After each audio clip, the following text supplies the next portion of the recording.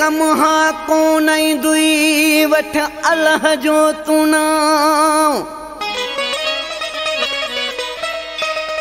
केर भी कम हा कोन दुई वठ अल्लाह जो तू नाम। महशर जो मैदान ॾिसी तुंहिंजो छिजी पवंदो हाँ। कंदे कम चङा त पोइ हूंदई अमलनि जी उते छांव। बचण जो सिख ॾांहुं मुनी रखो सा छो जो मौत न कंहिंजो माइटो आहे। खणी केतिरो पाण खे ठाही महिमान मिटीअ जो आई। खणी केतिरो पाण खे ठाही महिमान मिटीअ जो आई। महिमान मिटीअ जो आई। महिमान मिटीअ जो आई। महिमान मिटीअ जो आई। खणी केतिरो पाण पढ़ाई महिमान मिटीअ जो आई। खणी केतिरो पाण खे ठाही महिमान मिटीअ जो आई।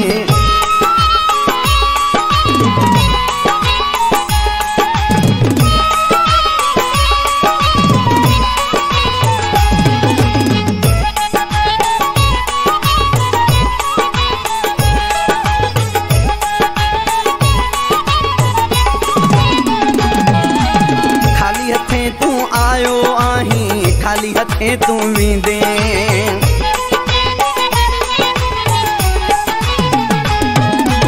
खाली हथे तू आयो आहीं खाली हथे तू वेंदे।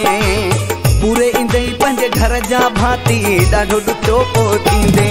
थो खाम खरस सदाई न कंहिंसां थो हथ मिलाई महिमान मिटीअ जो आई। खणी केतिरो पाण खे ठाही महिमान मिटीअ जो आई।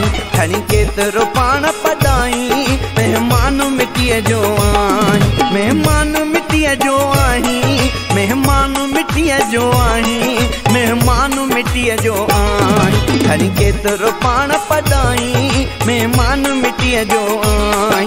खणी केतिरो पाण खे ठाही महिमान मिटीअ जो आई।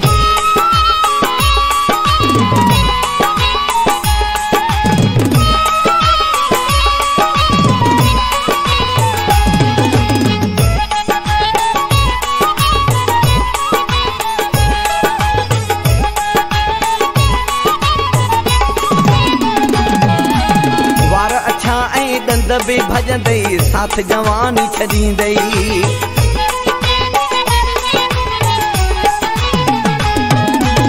वार अछा ऐं दंद बि भजंदई साथ जवानी छॾींदई।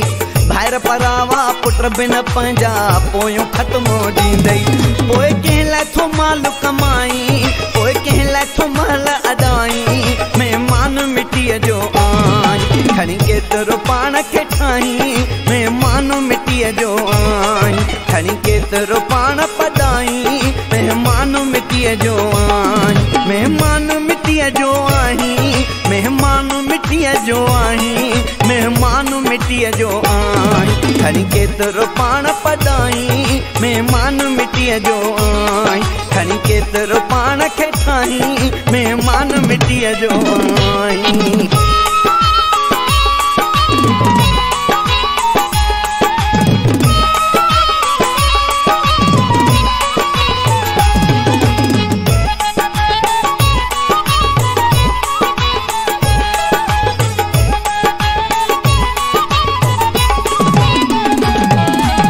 जल्दी कर पंहिंजे रब खे राज़ी मथों मौत बीठो थई।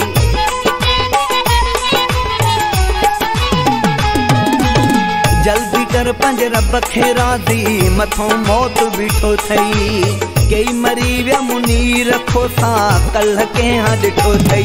खणी केॾा बि हुकुम हलाई खणी केतिरो यार नटाई महिमान मिटीअ जो आई। खणी केतिरो पाण खे ठाही महिमान मिटीअ जो आई।